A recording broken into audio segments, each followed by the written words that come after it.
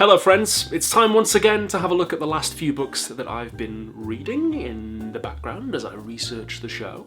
And I think I'd like to start doing these book recommendation videos along a theme. And the theme I have for us this time is citations. Sounds incredibly exciting, I know, but bear with me. I want to talk about two books that I think don't do citations very well, and one book that I think does. First up, Simon Critchley's Infinitely Demanding.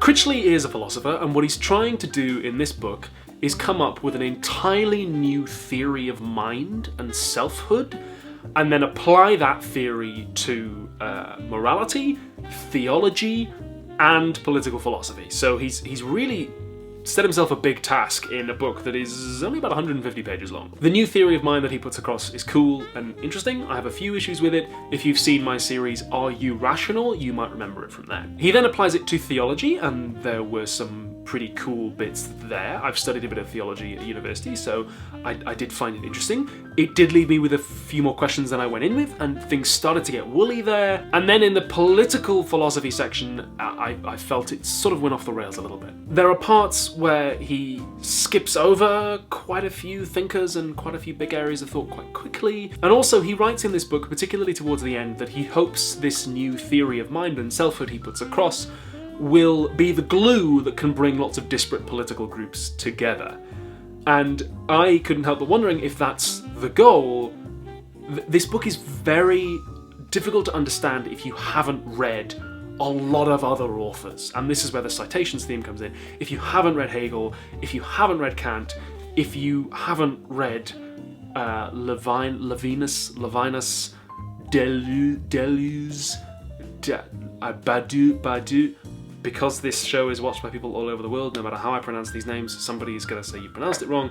Basically, if you haven't read a very long list of people, a lot of this is going to be pretty much impenetrable. Compare that to something like Harsha Wallier's Undoing Border Imperialism, a book that I seem to recommend to everybody I bump into on the street, which again is about political philosophy and selfhood and bringing groups together, but is very accessible. Or compare it to Vladimir Lenin's Imperialism, the Highest Stage of Capitalism, again, very accessible. Or even compare it to a lot of right-wing thinkers and contemporary very right-wing thinkers for whom the barrier of entry is just like, hey, have you ever noticed things are a bit rubbish? Well, here's why I think that is. Whereas this, it's like, hey, you know how you've read like 900 other people? Here's what I think about them. And so I think that the way Critchley references other authors kind of makes the book more difficult to read and kind of shoots itself in the foot. If you can get your hands on the first couple of chapters of this, the idea that he puts across about selfhood and mind is pretty cool. So I would recommend checking out the first two chapters,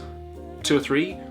Other than that though, unless you've read like everyone else, you could probably give this one a miss. This book was sent to me by an anonymous fan. They chose to keep themselves anonymous.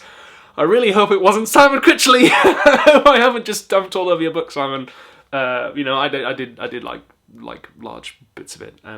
So yeah, whoever sent me this, thank you. Next up, a book that does citations slightly better, but still not great, and it's Edward Said's Orientalism. If you've not heard of this book, it's an absolute classic. Edward Said wrote Orientalism, and it became massively popular. I think he says in his afterword, which is written many years later, more popular than he anticipated. And then he wrote his follow-up book, which was called Culture and Imperialism, which I've already read. Culture and Imperialism is much more accessible to a wider audience than this is.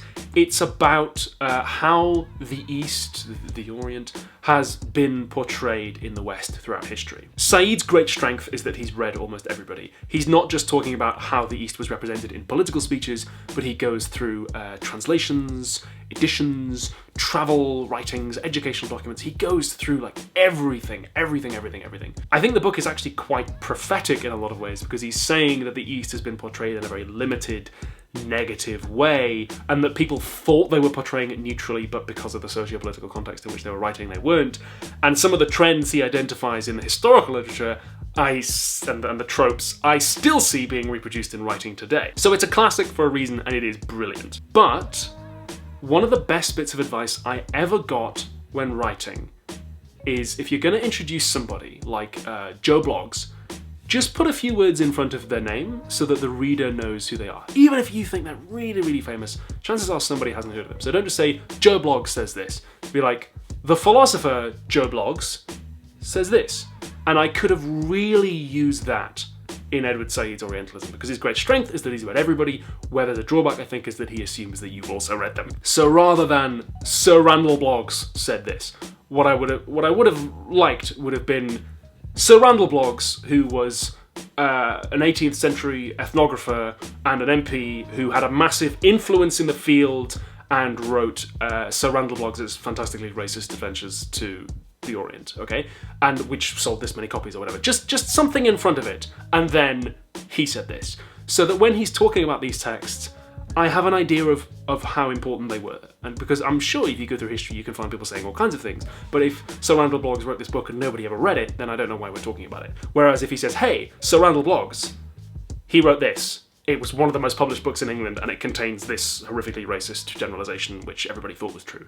That's a bit more useful. Lastly, a book that does citations very well, but is, perhaps ironically, the hardest one I have to recommend. It's George Ciccariello-Maher's Decolonising Dialectics. The book is about Marxism and where it goes wrong. People who've misapplied it, applied it in limited ways. I found it quite interesting to engage critically with the history of Marxist thought, and that's something that Edward Said does as well. He talks about Marx's own anti-Semitism and about his first world chauvinism. It's complicated, it's tough, it's niche, but what I loved was that Ciccariello-Maher took me by the hand and said, this is what this author said, this was the response, this is what I'm saying about it. And it bam, bam, bam, really clear. This is what Sorrell said, if you haven't read him, which I hadn't, so it was really nice to have that primer, that catch-up. This is what the kind of fallout from him saying that was and how that fit into the wider international discussion. This is what I'm saying about it. It was like an experience of being taught, and I didn't understand all of it, but I appreciated that the book was laid out in a way that was still accessible to me. In particular, I read Frantz Fanon's book, The Wretched of the Earth, a few years ago now, and I wasn't really ready for it at the time. And I loved the bits of this book where Ciccariello-Maher went through and said, this is where Fanon is responding to Hegel.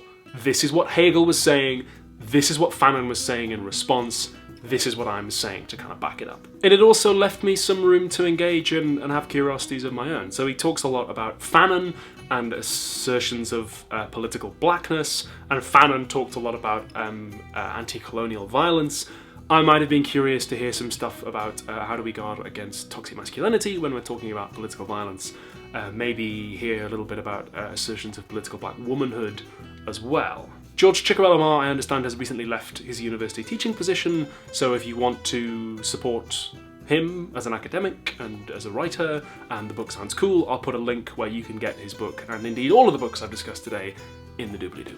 Thank you so much to the fans who sent me books from my wish list. Thank you very much for watching, and I will see you in the next video that I make. Bye! Patreon.com/philosophytube helps me pay my rent and make the show. Please consider signing up if you can give me a donation. Or paypal.me/philosophytube is where you can make a one-time donation.